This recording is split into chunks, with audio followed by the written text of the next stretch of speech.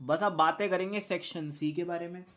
तो जैसे question number 26 है, पहली बात तो कहाँ से आया हुआ है ये क्वेश्चन, किसकी कॉन्सेप्ट पे आया हुआ है बेसिकली। तो यार जैसे एनसीईआरटी में नहीं था वो थर्ड चैप्टर में the sum of the two digit number, सच बताऊं तो भाई ऐसे क्वेश्चन बच्चों को पसंद आते नहीं है। तो सच, और यार मैं भी उसी टाइप से हूँ, मतलब मुझे भी नहीं पसंद यार ऐसे क्वेश्चन। अगर उन्हें इक्वेशन वाले ही देना था, बहुत सारे बच्चे प्रैक्टिस करके गए थे बहुत सारे क्वेश्चन, जैसे 1/x जिसमें मानते हैं, है ना यार, वो भी दे सकते थे। बट देखो, ऐसे ही बता रहा हूँ बस, ये मत सोचना सर पढ़ाओ मत, अब समझाओ मत। The sum of the digit, two digit number का सम का मतलब होता है, जैसे 86 है, 86 का अगर मैं सम करूंगा, 8 और 6 का अगर मैं सम करूंगा तो 14 आ रहा है, ठीक है। इतना छोटा सा लॉजिक है। मैं भी बचपन में वंस को एक्स माना करता था, टेंस को वाई मान लेता था।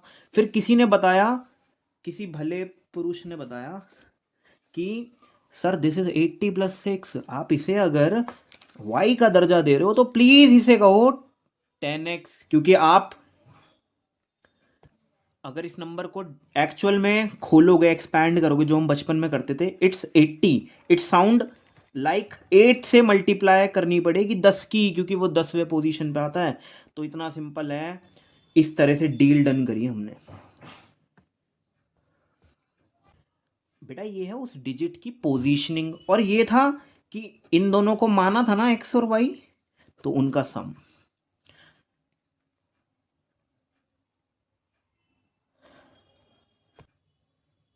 ये एक्स है और ये मेरे लिए वाई है, दोनों का सम पहले क्या आता है 14 है।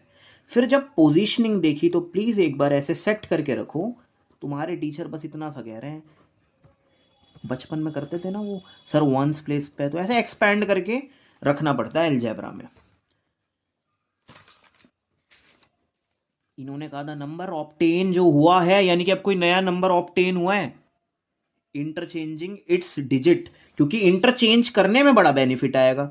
अब की बारी से 10y+x बनाएंगे, क्योंकि ना जब आप इंटरचेंज करोगे इट्स 86 लाइक 68, तो वो कैसे खुलेगा ये, 6 × 10 और 8 × 1। देखो कहाँ उसकी 10 से गुणा हो रही थी और आज इसकी 1 से हो रही है, तो इंटरचेंज करने पर, इसकी डिजिट का इंटरचेंज करने पे एग्जिट्स ये ज्यादा आ रहा था। द गिवन नंबर कौन किसे कहते हैं, गिवन नंबर,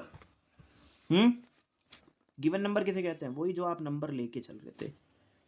तो इन्होंने कहा कि उससे ज्यादा आ रहा था, और कितना ज्यादा आ रहा था, 18 ज्यादा आ रहा था। बेटा यही है वो गिवन नंबर जो हमें दिया गया था।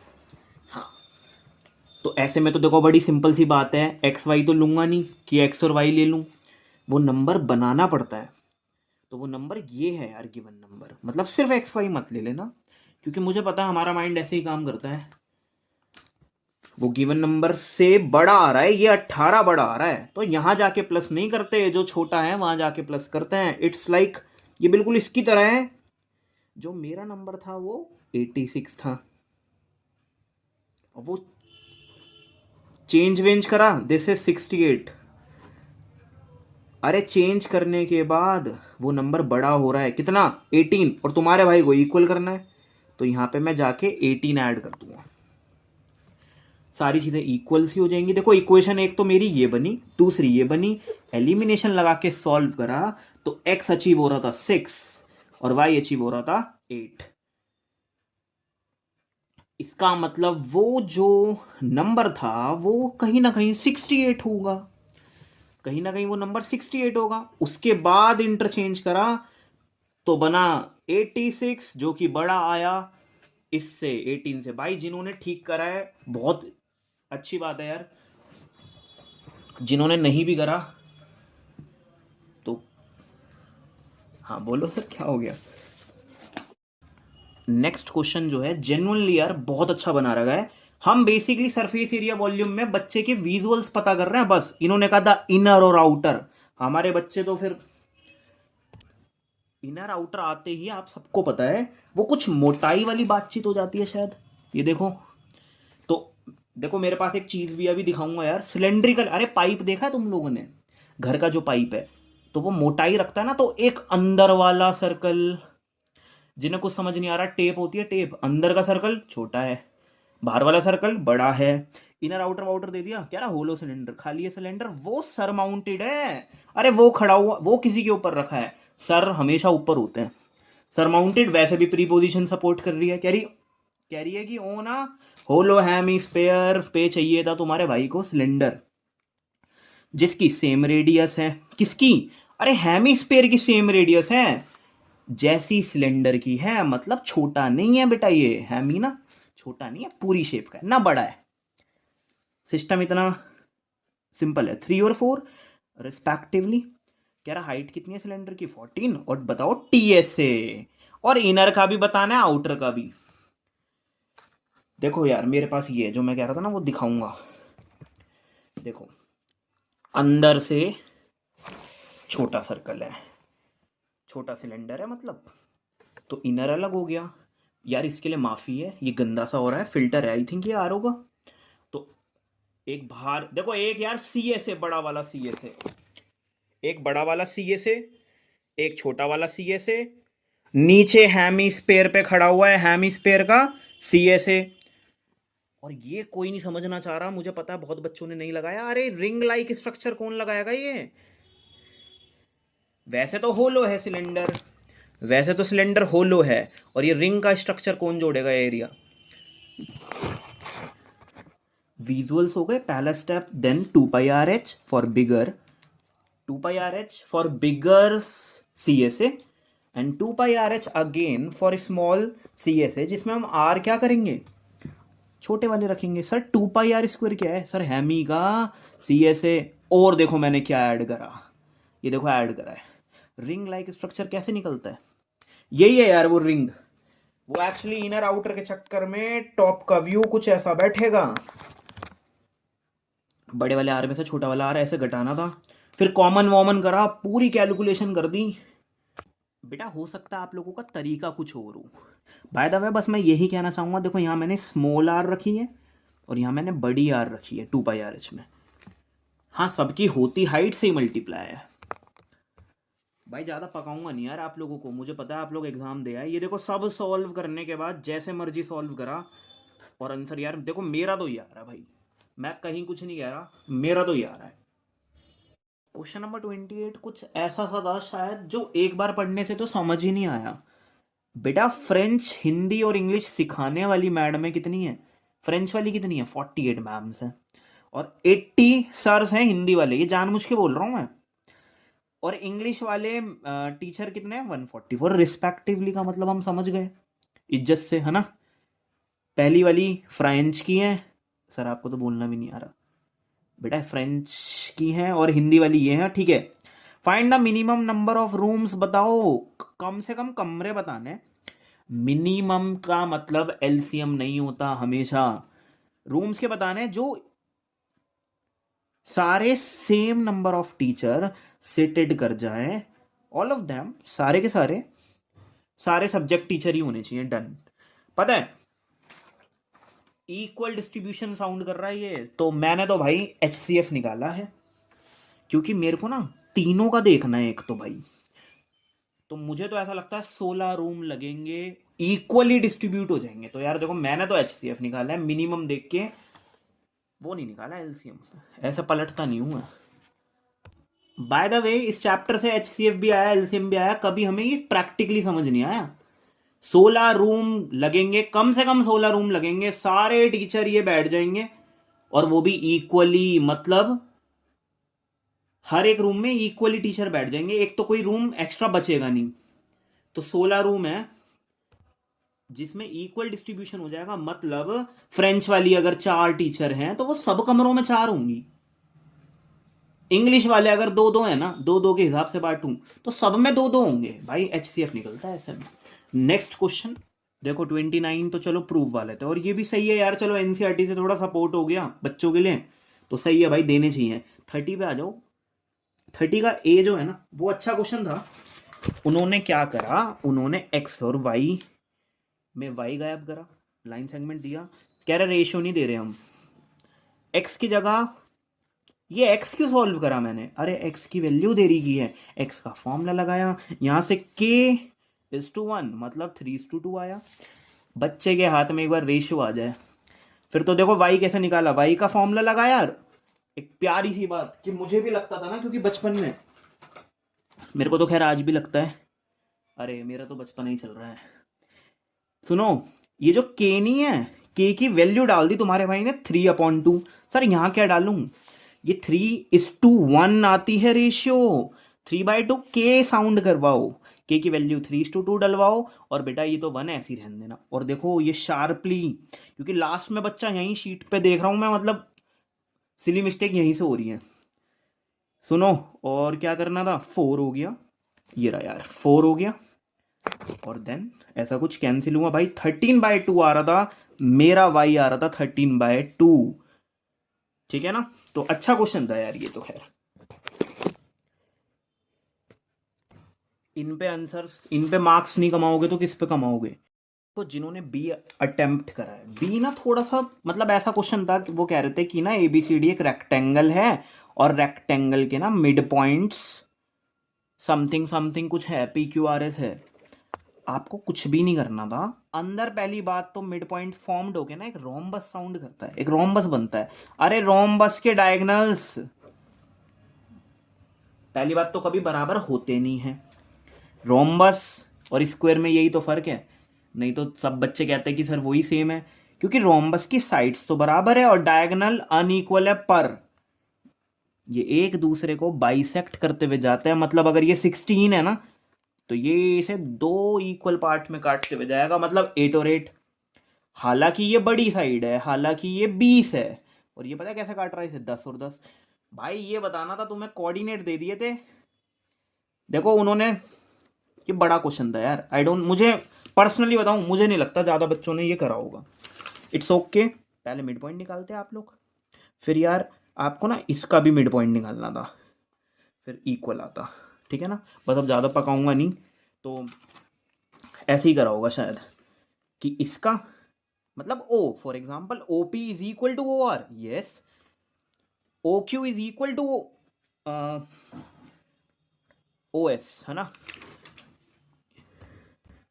सही करा यार, ये दे दिया। NCERT का थोड़ा सपोर्ट मिल गया बच्चों को। सेक्शन सी खत्म, सेक्शन डी पे बातचीत। देखो यार सेक्शन डी फॉर ढासू सेक्शन कैसे जाएगा ये। मैं ऐसे ही एक चीज ऐसे ही बोल रहा हूँ यार, सेक्शन ई में मान लो यार हमारे बच्चे इतने एक्सपर्ट हैं नहीं भाई, सेक्शन ई में सर मेरा दिमाग नहीं चलता। देखो जो बात है भाई, अपना सेक्शन डी तो प्यारा सा करके आओ पेपर में। फिर कहने का मतलब ये है, कभी कभी ना हमारा, जैसे हम अटेम्प्ट करने लग जाते हैं ना, तो शुरू में ना बड़ा बेकार सा जाता है यार, फिर हम होपलेस हो जाते हैं, हमें लगता है बे यार सब खराब हो गया यार, पूरे 1 साल की मेहनत। रुको, उसे भूल जाओ, आगे बढ़ जाओ, और बाकी पूरा पेपर बहुत अच्छा करके आओ, सच में ज़्यादा फर्क नहीं पड़ता फिर। ठीक है, मैं बस यही कहना चाहता हूँ कि चलो सेक्शन ही तुम्हारा अच्छा नहीं गया, और अगर तुम्हारे सारे सेक्शन बहुत बढ़िया गए हैं, ठीक है ना, मैं बस ये बताना चाह रहा था। चलो, तो इन्होंने देखो, from the top of the high building the angle of elevation of the top of the tower is found to be, elevate कितना, अरे यहां खड़ा हुआ हूं ऊपर देख रहा हूं, तो एलिवेट कितना करा, सिंपल कितना है, नजरें कितनी ऊपर उठाई, फ्रॉम द बॉटम, एकदम बॉटम पे आ गया मैं भी, और यहां दे रखा था ऑफ द सेम बिल्डिंग के बॉटम पे आया नीचे, the angle of elevation of the top of the tower, अरे बॉटम से टॉप बता रहा है। देखो ज्यादा एंगल बन रहा है, जब तुम ग्राउंड से एकदम टॉप फ्लोर देखोगे ज्यादा नजरें उठानी पड़ेगी, जबकि सेकंड थर्ड फ्लोर से देखोगे ज्यादा नजरें नहीं उठानी पड़ेंगी। तो अब इनके डिमांड है the height of the tower निकाल के दो। मैंने भी क्या करा, कह रहे हाइट ऑफ द टावर, देखो इसे 15 माना, ये मेरे पास है नहीं तो मैंने h माना। बस 2 राइट एंगल ट्राइंगल ढूंढने की देर थी, और फिर एक बार 1030, एक बार 1060, दोनों में बेस निकाला गया दोनों में, क्योंकि सेम था, हाथ में कुछ नहीं आया, h की टर्म्स में सब चीजें आ गई, कोई बात नहीं, दोनों बेसिस को इक्वल रख दिया, वहां से h आ गया। h का मतलब हाइट नहीं था जो मैंने माना था, मतलब 7.5, मैं ऐड कर दूंगा 15 और कह दूंगा इनसे कि ये लो जी हाइट, ये देखो, हाँ थोड़ा प्रेजेंटेशन में कह देंगे ये रही हाइट बिल्डिंग की। पर उनका दूसरा भी एक क्वेश्चन कह रहा डिस्टेंस बताओ टावर और बिल्डिंग में, ये बताओ। अरे ये वो बेस ही तो है, और आज एच आ गया है तो मैं छोटी वाली इक्वेशन में रख दूंगा जल्दी से। हाँ जल्दी से रखूंगा, ये देखो द डिस्टेंस बिटवीन, तो भाई मेरा तो कुछ ऐसा आ रहा था, आई डोंट नो मैं सही हूँ या। देखो इन्होंने सही करा, नेक्स्ट बीपीटी थ्योरम दे दी। और अगला भाई ये प्रूफ कैसे करते हैं, या तो कोई बच्चा थ्योरम पढ़ के गया हो। यार ये ना मैंने एक वीडियो बना रही है, मेरी वही एक अच्छी वीडियो गई है आज तक व्यूज के हिसाब से। तो देखो एक बार इस वाले ट्रायंगल को लेते हैं, दिस अपॉन दिस कहते हैं, ऐसा कुछ होता है। और इस वाले ट्रायंगल को लेते हैं। अगर तुम्हें आज भी प्रूफ सीखना हो तो तुम देख सकते हो, नहीं तो नो इशू कि सर करके कैसे आना था और हम कैसे करके आए हैं। वैसे तो आई शायद तुमने 33 का ए करा होगा। नेक्स्ट 34 का ए। देखो इस क्वेश्चन में ना एक माइंड की कंडीशनिंग को बदला गया। उन्होंने कहा the sum of first and 8 term 32। मैंने भी कहा ये लो 8 टर्म, भाई यहां तक आ गया। फिर वो कह रहा है इनका प्रोडक्ट, देयर प्रोडक्ट 60। देखो एक सच बात बताता हूँ, ये कुछ ही बच्चे रिलेट कर पाएंगे, सच सच बताना। ये a प्लस 7d बन गया और यहां बना 2a प्लस 7d। याद करो जब हम क्वेश्चन करते थे ये ऑलमोस्ट सेम आ जाते थे। जब हम ऐसे क्वेश्चन किया करते थे तो ये ऑलमोस्ट सेम मिला करता था। आज सेम नहीं मिला, मतलब a प्लस 7d 32 मिल जाता था मेरे को, फिर मैं वहां जाके रिप्लेस कर देता था। हाँ जी यार, ये दो ना इक्वेशंस, एक तो मतलब ये वाली है सम वाली है ना, ये तो सम वाली है, सर कर ही दिया तुमने खराब। और ये प्रोडक्ट है। याद है मैं ए स्क्वायर नहीं करवाता था, मैं इसकी मल्टीप्लाई नहीं करवाता था। मैं कहता था यार मतलब बेसिकली यहाँ इन्हें 2 आ जाता तो मजा आ जाता, क्योंकि 2a प्लस 7d वही 32 डाल देता, इजी हो जाता। इट्स ओके, दो इक्वेशन बनी, ये आप लोगों की अंडरस्टैंडिंग है। अरे भाई दो वेरिएबल है नहीं क्या हमारे सिलेबस में इक्वेशन, तो वहां से सॉल्व करो। तुम्हारे भाई ने एलिमिनेशन तो नहीं, सब्स्टिट्यूशन लगाया। देखो 7d को यहीं रखा, उधर लेकर गया, फिर कुछ नहीं। जब 7d हाथ में आ गया था, हाँ हाथों में आया था ऐसे 7d, तो फिर मैंने क्या करा, ठीक है यहाँ से वैल्यू निकाल ली, इसमें जाके डाल दी 7d की वैल्यू, हाँ प्रोडक्ट वाली इक्वेशन में डाल दी। तो देखो देख रहे हो आप लोग, समझ रहे हो। तो देखो ये सब सॉल्व करा, फिर एकदम से मेरा एटीट्यूड टूट गया, क्योंकि देखो क्वाड्रेटिक इक्वेशन बन गई। इट्स ओके, क्वाड्रेटिक इक्वेशन को सॉल्व करना तो तुम लोगों को आता ही है बेटा। आप लोग सोचते हो कि सर अब ये कर मतलब ये करना पड़ गया, अरे दो वेरिएबल का करके देख लिया, वहां से इक्वेशन बन गई, तो क्वाड्रेटिक सॉल्व करा। देखो ए आ रहा था 30 और ए आ रहा था 2 भी आ रहा था, ये क्योंकि दो वैल्यू आएंगी, और मैं किसी को नेग्लेक्ट भी नहीं कर पा रहा। इट्स ओके, मैंने क्या करा, A30 रखा तो D आया -4, A30 रखा तो D कुछ और आया। और ये भी रखना फर्ज है यार, इसे कैसे नेग्लेक्ट कर दूं। A2 रखा तो D प्लस का 4 आया, यहाँ माइनस का आया था। और अब उनकी डिमांड, ये देखो उनकी demand, find the sum of first 20 terms का सम चाहिए इन्हें। इट्स ओके, हाँ 2 बार सम निकाल के आऊंगा एग्जाम्स के अंदर, सर चले जाना आप ही निकाल लेना। ये देखो A30 रखा एक बार, और जबकि एक बार क्या रखा ए सर 2 रखा, क्योंकि दो दो वैल्यू आ रही थी ना, तो हम कोई ऑप्शन नहीं छोड़ते। तो ऐसे ऐसे आ रहे हैं सम ऑफ 20 टर्म्स। देखो यार मेरा तो ये आ रहा है, एक बार ये और एक बार ये, और इन्हें चाहिए था ए भी चाहिए था। क्वेश्चन में ऐसा लिखा है फर्स्ट टर्म बताओ और कॉमन डिफरेंसेस बताओ, तो ए और डी। नेक्स्ट जिन्होंने इसका बी पार्ट अटेम्प्ट करा है, देखो ऐसे क्वेश्चन की अंडरस्टैंडिंग कैसे करोगे आप लोग। In an AP 40 terms, in an AP of 40 terms the sum of 9 terms, 9वें टर्म तक का सम। बेटा जिन्हें आगे लाइफ में कुछ करना है ना, एक तो वो वाले बच्चे हैं कि सर अब ये सब क्यों बता रहे हो, दूसरे है कि नहीं सर आगे बहुत चीजें करनी है, कोई UPSC करना चाहता है तो मेरे भाई उसमें AP आती है, और जी ये तुम्हारा ना आपका माइंड खोल रही है ये चीजें, ठीक है ना। द सम ऑफ 9 टर्म्स कुछ दे दिया इन्होंने, कह रहा है 153 है। और सम ऑफ लास्ट 6 टर्म्स, ये काफी यूनिक सा आ गया ब्रो, ये नहीं शायद बच्चे पढ़ के गए थे। लास्ट 6 टर्म्स का सम दे दिया इन्होंने, और 9 टर्म्स का सम कितना दे दिया इन्होंने, 153। बेटा अगर बोर हो रहे हो और धीरे मैं बोल रहा हूँ तो प्लीज़ स्पीड निकाल लेना, मतलब तेज कर लेना इस वीडियो को, ठीक है ना। चलो डन, इतना ही सब कुछ दिया, बच्चे को यहीं पे खेलना है, दिस इज द गिवन। तुम्हारा फर्ज है बहुत प्यारी सी प्रेजेंटेशन करो, समझने में तभी इजी हो पाएगा। कुछ नहीं, मैं यहाँ पे S9 का भी फॉर्मूला लगा रहा हूँ। और देखो इसमें क्या करूँ जी, 6 टर्म्स का तो है ये, कोई मेरे को बताएगा यहाँ 6 पोजीशनिंग क्या आएगी, 40, 39, बताना एक बार, पीछे करवाना एक बार चीज़ों को। सर 35 टर्म से करवा लूँ, A35, 36, 37, हाँ तो हाँ समझ गए ना भाई। देखो सिर्फ जितना दिया था ना, जैसे S9 तक की इंफॉर्मेशन दी है बेटा, यहाँ तक आप लोग क्या कर सकते हो, ये कर सकते थे, ठीक है। ये क्या करा है मैंने, n/2, 2a प्लस n-1, ये देखो 9 की जगह 8 हो गया, कॉमन लिया, 2 से 2 कैंसिल, 9 पहुंचा नीचे और वो काट के आ गया, इतना आ गया, डन। पता है और यहां से कैसे करो, देखो मैंने अभी क्या बताया, लास्ट 6 टर्म्स उठाई थी इन्होंने, तो 35 होगी, जो a होगा ना वो 35 होगा, A35।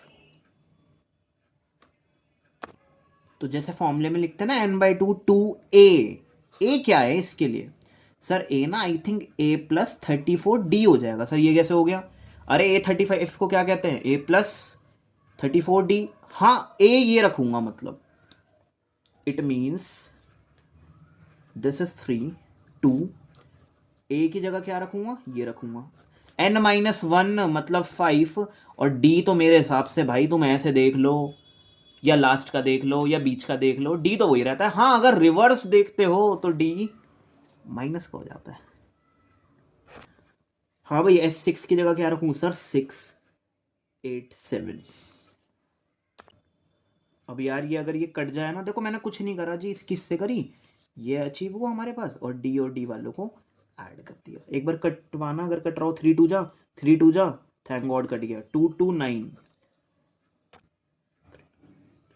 और बेटा 2a प्लस 73d। भाई उन बच्चों को चेहरे पे अलग ही खुशी होगी जिनकी इक्वेशंस करेक्ट बन रही थी एग्जाम में। चलो एलिमिनेशन लगा देता हूँ, मैं लगा रहा हूँ, तुम वीडियो मत देखो। देखो d तो 3 आ रहा है सब कुछ सॉल्व करने के बाद, a के लिए क्या करूँ, सर d की जगह पुट कर दूँ। हाँ भाई सबको पता चल गया 12 है, ये 12 पहुँचा उधर, 12 पहुँचा उधर, और कितना हो गया 5, a आ गया 5। अब वो चाहे, अब तो सच बता रहा हूँ, वो कुछ भी मांग ले, कह रहा find the sum of all terms of n AP, यार सारी टर्म्स का सम, यानी कि S40 मांग रहा है ब्रो वो, S40। यार ये आ रहा है सॉल्व करके 2540, it is the sum of 40 terms. तो जी इस तरह से मतलब बी करा है मैंने। क्वेश्चन नंबर 35 जो है, इसमें यार सबसे पहले इन्होंने कहा कि ये दोनों ना डायामीटर्स हैं। देखो डायामीटर तो स्ट्रेट लाइंस हैं, तो पक्का एक चीज ऐसे ही क्लियर कर रहा हूँ, 60 के सामने ये 60 मिलेगा, और जो बाकी बच गया है वो कहते हैं ना 180 बनाता है डायमीटर, तो 180 में से 60 माइनस करोगे, दिस इज 120 और दिस इज ऑल्सो 120। पर फिर पता चला इन्होंने कहा एंगल 60 डिग्री है। पता है इसमें ना सच में थोड़ा सा बच्चा सोच में पड़ सकता था, AO कह रहा है 10 है, अरे BO भी तो 10 होगा क्योंकि रेडियस है। तो ऐसे थोड़ा एनालिसिस करना था, और लेंथ मांग ली इन्होंने AB की, तो मैं भी सोचने लग गया, मैंने कहा कैसे आएगी। फिर मैंने कहा यार ये देखो मैं कह रहा हूँ ना हिंट्स, ये 10 आया, ये दोनों 10 कैसे हो गए, ये आइसोलेट ट्राइंगल तो नहीं है मतलब, तो इनके सामने वाला एंगल जो भी होगा वो इक्वल होगा इस वाले के, है ना। हमें तो बस इतना पता है कि भाई due to this and this सामने वाले एंगल्स बराबर आएंगे, इतना पता है बराबर आएंगे, और सब तीनों मिलकर 180 बनाएंगे। तो कुछ नहीं, मैंने एक्स और एक्स माना था, पहले मैंने रीजन दिया, मैंने कहा साइड बराबर, मैंने कहा एंगल बराबर, ऐसा कुछ करा, फिर एक्स वेक्स निकाला 60, this is also 60, this is also, और दिस इज ऑल्सो 180 की वजह से होना पड़ेगा इसे। बेटा इतना सिंपल है, बचा हुआ एंगल का सम 120 आएगा क्योंकि उसे 180 भी तो बनाना है, और तुम्हारा भाई कह रहा है दोनों बराबर भी हैं, तो सभी 60-60 हो गया, मतलब ये इक्विलेटरल हो गया, फिर तो ये भी मतलब ए बी 10 होगा। तो ऐसा कुछ करा, बेसिकली थोड़ा सा प्रूफ करना था। मैं खुद सोच रहा, मैंने कहा कोड की लेंथ कैसे आएगी, इसका तो कोई फॉर्मूला भी नहीं था। कह रहा find the area of the shaded region, एक सेकेंड, शेडेड वाला रीजन का क्या मतलब है? शेडेड रीजन पहले देखना पड़ेगा क्या है। सेमी सर्कल का एरिया लगाऊंगा, उसमें से ट्राइंगल का एरिया लेस कर दूंगा, इक्विलेटरल वाला जो फॉर्मूला था। तो area of the shaded region, सबसे पहला काम पाई आर स्क्वायर का हाफ करा। इनकी डिमांड थी शायद 3.1, एक सेकेंड, हाँ 3.14, डन। ये सब सॉल्व करा, फिर एरिया निकाला। एक खुद से जो हम चीजें कर सकते थे वो यही थी कि ये दोनों ना बेटा इक्वल इक्वल से आ रहे थे, कॉमन आ रहे थे, कॉमन निकाला। और मैंने कहा 2, मैंने कहा अरे ये 4 नहीं है, ये 2 मल्टीप्लाई 2 है, तो 2 कॉमन कर लिया, कॉमन फैक्टर की वजह से। भाई पूरा अच्छे से सॉल्व करा, देखो इसका डबल करा, एक सेकेंड। तो बेटा फिर माइनस करा तो इतना आया मेरा, फिर सारी कैलकुलेशन करके ना फिर ये आया। तो this is the area of the shaded region. Set 3 section E question number 36 finally. मेरे को पता है बहुत अवेटेड सा क्वेश्चन है ये। बाकी सेट 2 की अगर थोड़ी सी बात करूं ऐसे ही, तो उसमें क्वेश्चन नंबर 37 है यार। देखो यार इन्होंने क्या करा, सबसे पहली बात तो एक ट्राइंगल के अंदर सर्कल, हमारे बच्चे पढ़ के गए थे sir there are 2 tangent sound हो रही होती है, मतलब है ना, 2 टेंजेंट्स बन रही होती हैं। ये काम है सर्कल का ट्राइंगल के अंदर। अब भाई देखो मैंने पर्सनली अपनी लाइफ में सीखा है, बताओ इस इमेज का कुछ काम है यार? एक तो ब्लैक एंड व्हाइट में है, मतलब क्या ही समझूं मैं इससे। आई थिंक यार ये सब, अब देखना इसका कुछ भी नहीं है काम। तो पता है हम लोग ना, सच बता रहा हूँ, बहुत बड़ी सी हमने हवा बना रखा है सेक्शन ई का, केस स्टडी और ये। अरे कॉन्सेप्ट देखो बस, टेंजेंट वाला सीन होने वाला है कुछ। और ये बहुत अच्छा राइट एंगल ट्राइंगल है ये। क्वेश्चन तो पढ़ेंगे यार। आप बैकयार्ड, ठीक है, जो हमारे फ्लैट के बाहर वाला ग्राउंड है वो बैकयार्ड होता है, is in the shape of triangle जिसका नाम ABC है, और वो राइट एंगल्ड है। एट B पर AB दे दी, BC दे दी, एक सर्कुलर पिट हुआ है उसमें, उसमें गड्ढा हुआ है।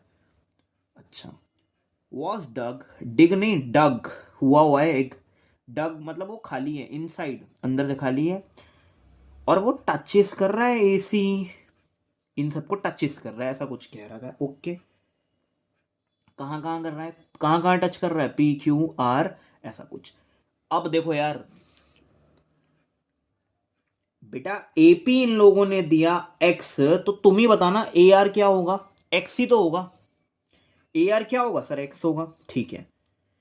पहला देखना क्वेश्चन कह रहा find the length of AR in the terms of X। अरे तो उसका आंसर मेरे अकॉर्डिंग तो X ही होना चाहिए। हाँ सुनने में बहुत अजीब लग रहा है कि X के टर्म्स में X ही होगा, हाँ X ही होना चाहिए क्योंकि AP कह रहा है X, तो AR मैं कहूंगा X। सर 7 माइनस एक्स नहीं लिखना था, सर 7 माइनस एक्स नहीं लिखना था, वो जब लिखना जब तुम इसे x का दर्जा दे रहे हो, टोटल में से, टोटल में से x को घटा रहे हो, फिर क्या लेना 7 माइनस एक्स। मेरे को ये AP x क्यों दे रहा है, तो मैं AR लिखूंगा x। Right the type of, अरे ये तो बताने की भी नीड नहीं है, ये 90 बन रहा है, सबको पता है यहाँ 90 बनता है। हाँ रेडियस और टेंजेंट 90, पूरा 360 हो। सर इसकी क्या गारंटी अंदर भी यहाँ 90 बनेगा? अरे पूरा 360 होता है, सबको पता है। 390 माइनस कर देना, this is also 90, this is the square not rectangle. ऐसा ना मेरा एक डाउट है, वो आप लोग बताओगे कमेंट में। मेरा ये डाउट है, मैंने कहा BQ बराबर है BR के, OR बराबर है OQ के। इस बात की क्या गारंटी है कि BQ भी बराबर होगा OR के? मतलब सामने सामने दो साइडें तो मिली इक्वल, चारों कैसे होंगी वो तुम लोग बताओगे। चलो नेक्स्ट भाई, थर्ड पे आ जाओ। ये तो सच में ना अलग ही चीज थी, मतलब कुछ कह रहा फाइंड द लेंथ PC। अच्छा एक ऐसे ही बात बोल रहा हूं, 3 तरीकों से डिवीजन होता है 3 पार्ट्स में। फॉर एग्जाम्पल इसमें हर कोई कंफ्यूज रहता है, मैंने भी जानबूझ के पहले गलत ज्वाइन करा था। देखो बेटा 3 डिवीजन वर्टेक्स से अगर उठा रहा हूं, अरे कोई रेडियस से भी तो 3 डिवाइड कर सकता है भाई, ऐसे के याद करवाएंगे बच्चों को? देखो 3 रेडियस से भी तो बांट सकता है। डिपेंड करता है तुम्हारा बेनिफिट कहाँ निकल रहा है। यहां से क्यों करवाते हैं सारे लोग, क्योंकि यहां से मैं एरियाज साउंड करवा लेता हूं। मैं कहता हूं हाइट, मैं कहता हूं ये हाइट है क्योंकि 90 बना रही है, और मैं कहता हूं बेस, तो मेरा काम चल जाता है। ठीक है भाई, तो ध्यान रखना। मतलब देखो बेटा इसे कैसे करना था, चूंकि AP तो इन लोगों ने कह दिया X और हमने AR कह के निकल गए हम लोग X, पूरा 7 था, तो व्हाट इज दिस, कि ये कितना होगा फिर बेटा, पूरा 7 था, तुम कह रहे हो ये x है, तो ये पक्का 7 माइनस एक्स मिलेगा। आप लोग इन दोनों को अगर ऐड भी करोगे ना, इन टुकड़ों को, x को और 7 माइनस एक्स को, तो x x कट के पूरा अचीव भी हो जाएगा 7। इसे कहना सीखो बी आर को, क्या कहना सीखो बी आर को, 7 माइनस एक्स, क्योंकि मैं फिर बी क्यू को भी कहना चाहता हूँ 7 माइनस एक्स। सबको सब पता है यार, क्या बताऊँ, एक्सटर्नल पॉइंट से 2 टेंजेंट डाली गई। अच्छा ये 7 माइनस एक्स ना, देखो मैंने क्या चालाकी करी, क्यूसी निकालना चाह रहा हूं, आई डोंट नो क्या है क्यूसी, पूरा 15 है, 15 में से एक बार 7 माइनस एक्स घटवा दो, एक बार 7 माइनस एक्स घटवा दो, देखो क्यूसी आ गया। सर कितना आ गया, सर ये आ रहा था साइन वाइन चेंज करके 8 प्लस एक्स। अरे तुम्हें चेकिंग करनी है पेपरों में, दोनों को ऐड करो, x x cancel, x x cancel, और 7 और 8 मिलकर क्या बना के निकल जाएंगे, 15। डन।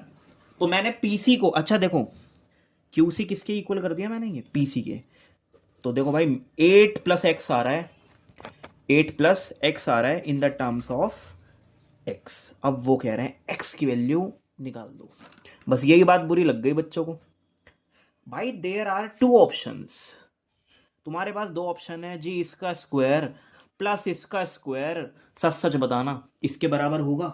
यस सर होगा। पहला वाला तो यही है यार, जैसे मतलब होना चाहिए, पाइथागोरस थ्योरम का यूज करा, इन दोनों को ऐड करा, ठीक है, इसका स्क्वायर, अरे वो स्क्वायर यहां शिफ्ट करके इसका रूट पता करा कि कितना आता है, थोड़ी सी यहाँ पे एफर्ट्स होंगे, डन। फिर 8 वहां स्विच करा, लेस करा, उसका हाफ करा, 8.5 तक अगर कोई बच्चा ले रहा है एग्जाम में डिजिट, तो 4.25 मिलेगा, कब, 2 से डिवाइड करने के बाद। कोई 2 डिजिट तक डाटा लेता है तो 4.27 मिल रहा है। बेटा एक तो ये तरीका है प्रोफेशनली जो तरीका है, जिसमें आप लोगों का समय ज्यादा नहीं लगेगा। एक दूसरा तरीका क्या है पाइथागोरस थ्योरम ही ऐड करा। अरे भाई किसी एक स्टूडेंट ने इसका स्क्वायर खोल दिया यार, आंसर तो यहां से भी आएगा, 64 वहां गया, ऐसा कुछ। और जी जो हम कॉमन कर सकते हैं ना, हमने वो करा, और इक्वेशन ये बनी। जब मैं स्प्लिटिंग कर रहा था तो मैं इसकी स्प्लिट्स कर ही नहीं पाया, तो भाई मैंने फिर क्या करा, क्वाड्रेटिक फॉर्मूला लगाया। 1096 फिर से मैं कह रहा हूँ ना, बार बार रोकने की स्टेजेस परफॉर्म की जाएगी कि भाई नहीं कर पाओगे तुम लोग। देखो यार इसका फिर रूट नहीं बना, कोई बात नहीं, फिर रूट निकाला 33.10 माइनस बी प्लस डी से ज्यादा चांस थे आंसर आने के, क्योंकि एक और होता है ना वो माइनस बी माइनस डी, वहां से माइनस का आंसर आ जाता। और जी ऐसा है, देखो एक सिंपल सी बात, देखो मैं माइनस का आंसर नहीं लूंगा यार, एक्स माइनस का नहीं हो सकता यार, है ना, डिस्टेंस है, लेंथ है, पता है। मैं ये कह रहा था जैसे x ना 4.27 रखने के बाद, x को 4.27 रखने के बाद, उसका डबल करने के बाद, उसमें 8 जोड़ने के बाद AC बनाया, तो AC पता है कितना बैठ रहा है, अभी अभी देखा मैंने, 16.54 अप्रोक्स, मतलब 16.5 साइड है, मतलब इसकी 16.5, और ये परफेक्ट स्क्वायर बन नहीं पाई। और यार एक चीज और, इसका स्क्वायर कराना अगर,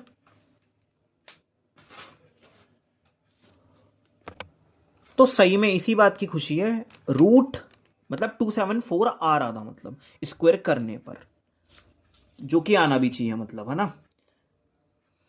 अब यार इतना समय तुम लोगों ने दिया ही है, तो आप ये और बताओ कि हाउ टू फाइंड रेडियस कैसे निकालते। अरे ये जो है,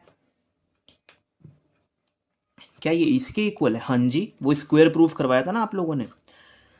तुम्हारे पास आज एक्स आ गया है, क्या तुम्हारे पास 7 माइनस एक्स नहीं आ सकता, क्योंकि वो आर मांग रहे हैं और आर इसके बराबर है, और एक्स आज आ चुका है 4.25, तो आपकी वो आ जाएगी, क्या कहते हैं उसे, रेडियस आ जाएगी, आई थिंक 3.75 के आसपास। ओके, सेट 3 में क्वेश्चन नंबर 37 या सेट 2 के अंदर क्वेश्चन नंबर 38, बात एक ही है।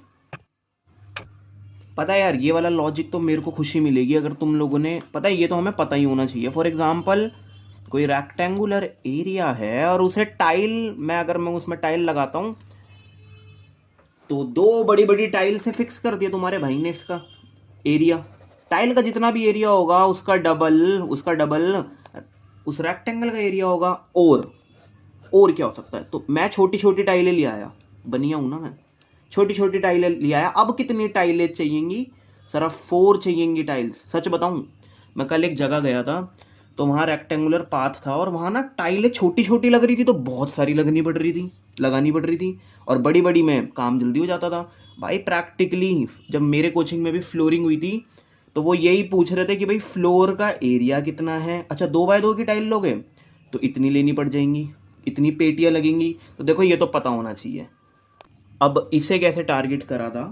कोई रेक्टेंगुलर एरिया है वो कंप्लीट हो जाता है उसका एरिया, उस फ्लोर का एरिया। कह रहा 200 स्क्वायर टाइल लगने पर।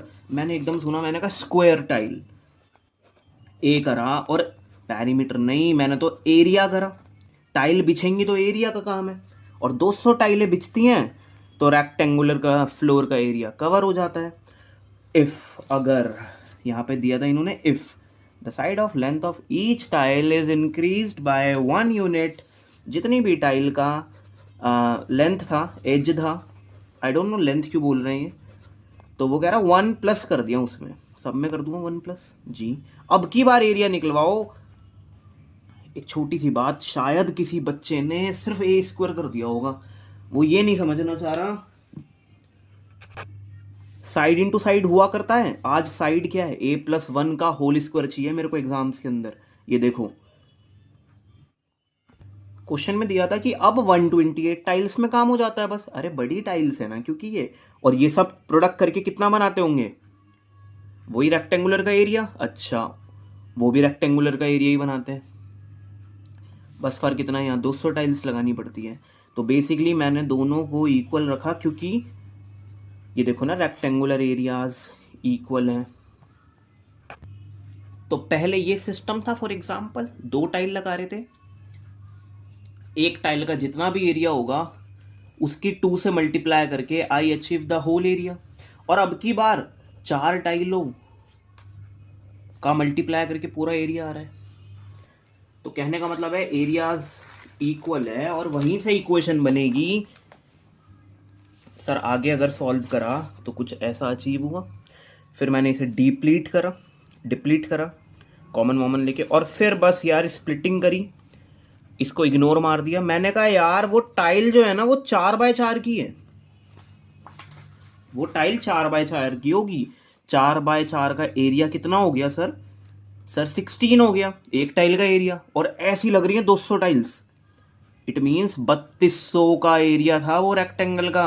और तुम्हारे भाई ने ना यहां भी रख के देखा था। बताओ 4x4 की खरीद रहा था मैं, और मेरे एक फ्रेंड ने 1+ की खरीदी, यानी कि 5x5 की खरीदी होगी। इट मीन्स एक टाइल का एरिया 25 कवरिंग दे रहा है वहां पे उसे।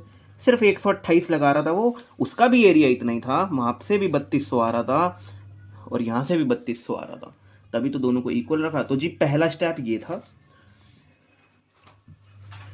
दूसरा इक्वेशन हिट करो और तीसरा आंसर कि ये है, मतलब ठीक है ना। फर्स्ट पार्ट में इन्होंने कहा था क्वाड्रेटिक इक्वेशन बनाओ एक्स की टर्म्स में, वो ये रही। और सेकंड में इन्होंने कहा कि उसे स्टैंडर्ड फॉर्म में लिखो। तो देखो स्टैंडर्ड फॉर्म क्या है इसकी, one of the best form I think. बेटा स्टैंडर्ड का मतलब बस इसे इस फॉर्म में लिखना है, ठीक है। तो मेरे हिसाब से फर्स्ट का आंसर तो यही हो गया, और सेकंड का